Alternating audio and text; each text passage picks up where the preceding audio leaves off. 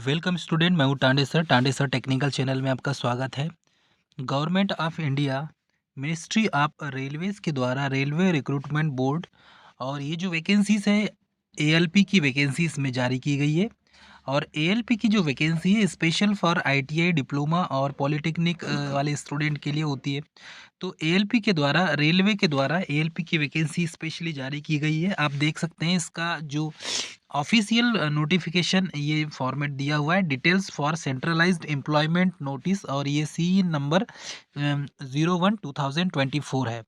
और यहाँ पर जिस जिस स्टेट के लिए वैकेंसी इसमें जारी की गई है, ये उसका जहाँ जहाँ जोन है ये सारे जोन को यहाँ पर डिस्प्ले किया गया है। तो इसमें जो रिक्रूटमेंट किया गया है, recruitment of assistant loco pilot ALP. तो जिसे असिस्टेंट लोको पायलट एएलपी की वैकेंसी का हमें इंतजार था, उसकी वैकेंसी आ चुकी है। हर साल 5 साल के पहले, मतलब कि जब भी लोकसभा चुनाव होता है तो लोकसभा चुनाव के पहले ही ये वैकेंसी देखी जाती है और 5 साल तक गवर्नमेंट के द्वारा भर्ती होती है। बहुत सालों से इस वैकेंसी का इंतजार था, परंतु वैकेंसी लोकसभा चुनाव के पहले पहले आई हुई है। चलिए इसमें देखते हैं कि जो असिस्टेंट लोको पायलट की वैकेंसी आई इसमें नोटिफिकेशन में क्या क्या डाला हुआ है। सबसे पहले देखेंगे यहाँ पर government of India ministry of railways railway recruitment board और सेंट्रलाइज्ड एम्प्लॉयमेंट नोटिस 1/2024 दिया है, और recruitment of assistant loco pilot. इसमें ओपनिंग डेट ऑफ एप्लीकेशन की दी हुई है 20/1/2024। क्लोजिंग डेट दी हुई है 19/2/2024। और इसकी जो कुछ डेट थी है मॉडिफिकेशन विंडो करेक्शन, और जो उसकी डेट दी हुई है इसमें 20/2/2024 से 29/2/2024 तक।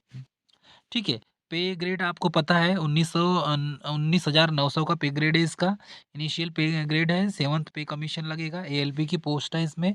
18 से 30 साल इसमें एज दी हुई है। टोटल जो पोस्ट है 5,696।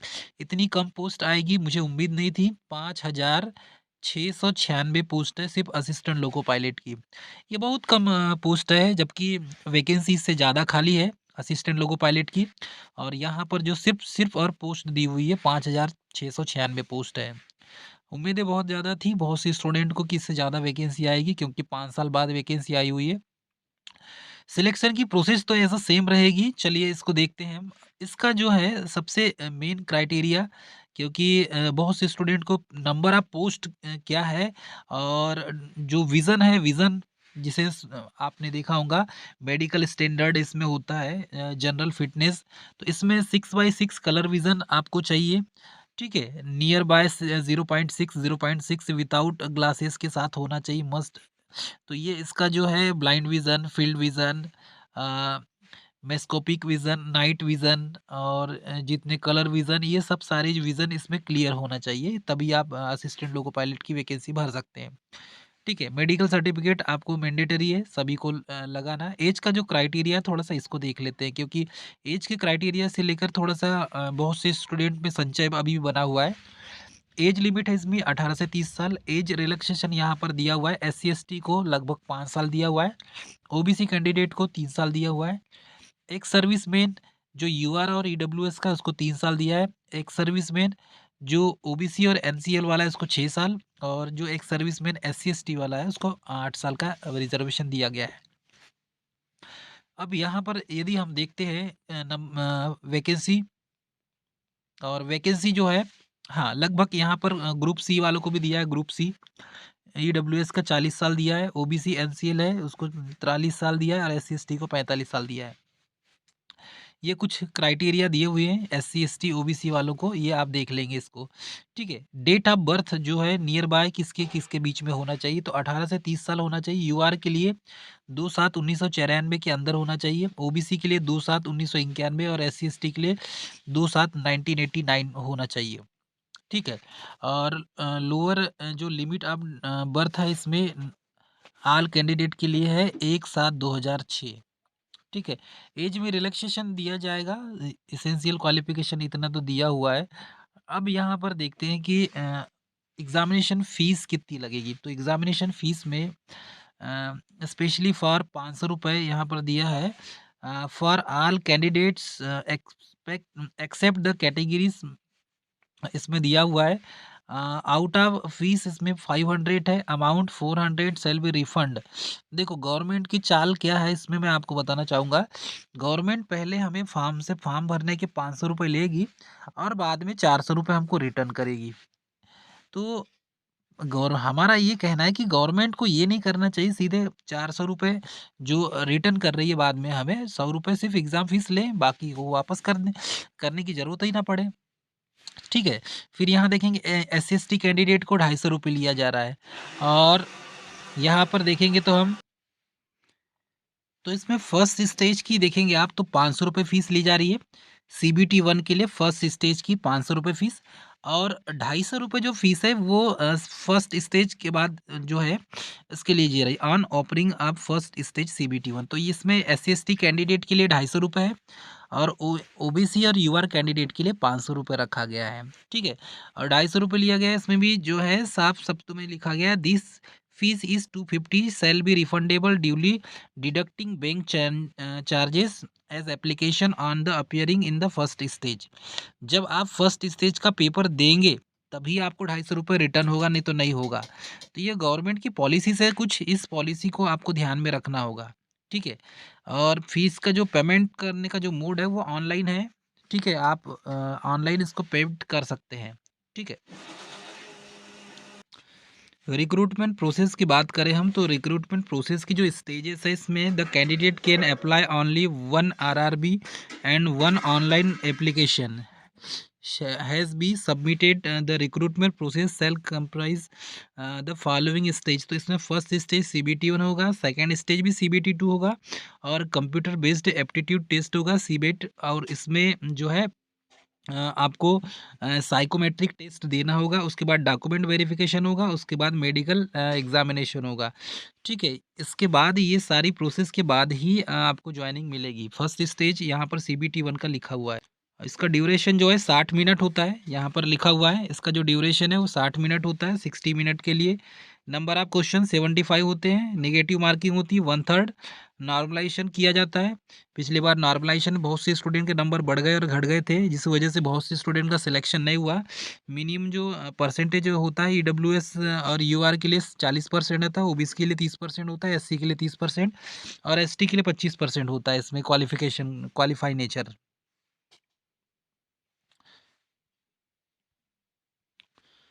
चलिए, इसमें पार्ट बी के बारे में देखिए क्वालिफ़ाई टेस्ट तो इसमें qualification wise grouping of trade subject लिखा हुआ है और electrical engineering and combination of various stream of electrical engineering में आता है। Electrician, instrument mechanic, wireman, armature coil vendor, refrigeration, air conditioning ये सब इलेक्ट्रिकल इंजीनियरिंग में आते हैं। सेकंड जो है electronics engineering and combination of the stream of electronics engineering. तो इसमें इलेक्ट्रॉनिक मैकेनिक और मैकेनिक रेडियो एंड टीवी मतलब ये मानकर चलिए इस साइड में आईटीआई का ट्रेड है और इस साइड डिप्लोमा की ब्रांच है। ठीक है? तो इस टाइप से आप इसको समझ सकते हैं। उसके बाद थर्ड में दिया हुआ है, थर्ड में है मैकेनिकल इंजीनियरिंग, मैकेनिकल से रिलेटेड फिटर, मैकेनिक, मोटर में vehicle, tractor mechanic, mechanic, Turner, machinist, refrigerator air conditioning, heat engine, ठीक है? और मेंटेनेंस मैकेनिक ये सब सारे जो है मैकेनिकल इंजीनियरिंग के अंतर्गत आते हैं।